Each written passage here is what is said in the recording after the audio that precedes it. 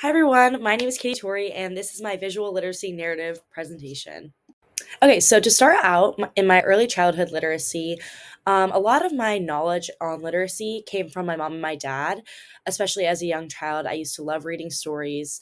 In my old house that I grew up in, my childhood home, we had a huge sunroom that had floor to ceiling windows where I would read for a very long time every single morning with my mom and my dad. And that was definitely really helpful in constructing just the way that I view literacy itself. It was really encouraged by both my parents. They really wanted me to be interested in books and reading. So that was definitely very helpful as early childhood forming my literacy itself. So, a few of my favorite books that I loved to read as a child, definitely my favorite one my mom said was Pinkalicious. I had like every single book in this whole series. It was like my favorite thing ever. And it definitely really shaped me, especially as a young girl. I was a very, very girly girl when I was younger, and these books definitely helped with that.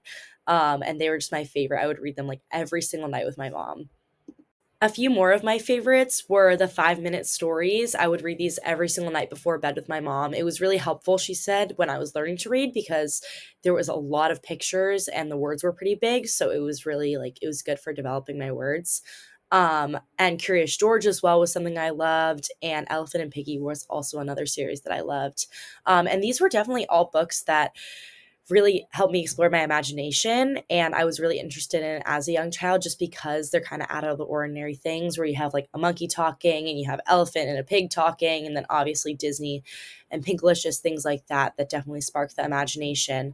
And the quote that I chose for this slide with that goes along with all of those books that I read as a child was, and that while those initial feelings can adjust over time, we remain an accumulation of everything we have experienced. Juan 5. And I chose this quote because I feel like it definitely still resonates with me. I have a very, very vivid imagination. I'm a very like curious person, and I feel like these books have definitely stayed with me, and that has just absolutely formed who I am as a person, and the way that I approach situations, and the way that I see things, the way I can imagine and create. And it's definitely helped me and stuck with me even to this day, even when I'm not reading these books anymore. Okay, so next, a little bit more context behind my literacy journey. My mom was a stay-at-home mom, so she did a lot of like teaching for me and my sister. She was able to work with us like during preschool and even before preschool, before elementary school and all of that, just on reading and writing. And I was already really like ahead of the game before I even got to elementary school. So I was always very like one step ahead of everybody in my elementary school just because of that. My grandma was also a first grade teacher for 47 years, and she moved up closer to where I live when I was younger, like very young. So she was able to be very, very helpful and influential throughout my entire literacy as a child. She would make me like little flashcard books and stuff of things that I was struggling with in school, which is obviously so helpful and an opportunity that not everybody gets to have.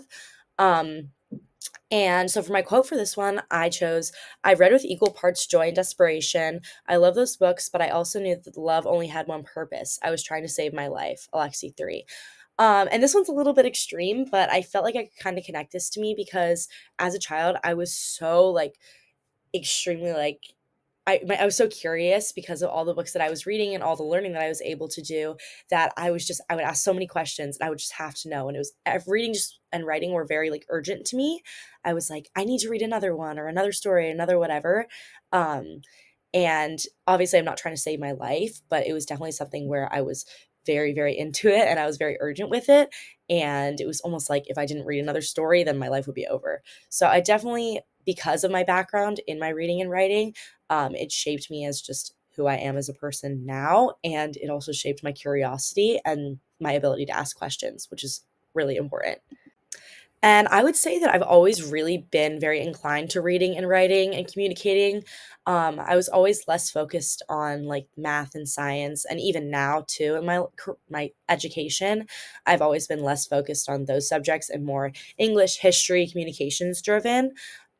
Which I can definitely see obviously in my active life and just like the pathway that I'm choosing in my education.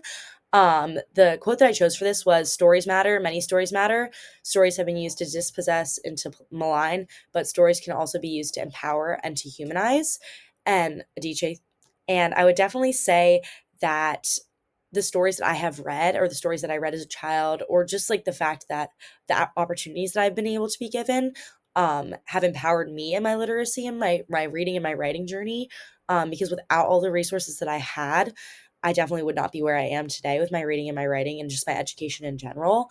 Because of these opportunities, I've been able to go here, do so many amazing things. So I'm definitely really, really grateful for that.